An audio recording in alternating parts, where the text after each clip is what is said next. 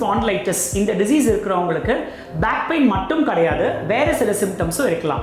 சில பேருக்கு வந்து முட்டி வலி இருக்கலாம், சில பேருக்கு பாதம் வலி இருக்கலாம், சில பேருக்கு குதிகால் வலி இருக்கலாம்.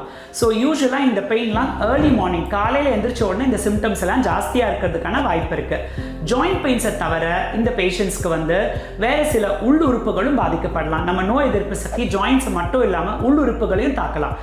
காமனாக நிறைய பேருக்கு கண் வந்து ரெட் ஆகிறதுக்கான வாய்ப்பு இருக்குது. அது யுவிஐட்டிஸ் அப்படிங்கிற ப்ராப்ளம் காஸ் பண்ணும். ஒரு சில பேருக்கு ஸ்கின்ல சொரியாசிஸ் இருக்கும். ஒரு சில பேருக்கு வந்து அவங்களோட குடல்ல பிரச்சனை இருக்கலாம், குடல்ல புண்ணு இருக்கலாம், அதனால அவங்களுக்கு டயரியா இல்லை கான்ஸ்டிபேஷன் இந்த மாதிரி ப்ராப்ளம் இருக்கலாம். அது இங்கிலீஷ்க்கு நாங்கள் இன்ஃப்ளமேட்டரி பவல் டிசீஸ்ன்னு சொல்லுவோம். இதெல்லாம் ஆங்கிலோசிங் ஸ்பாண்டிலைட்டிஸ் இருக்கிற பேஷண்ட்ஸ்க்கு இருக்கிற மற்ற சிம்டம்ஸ்.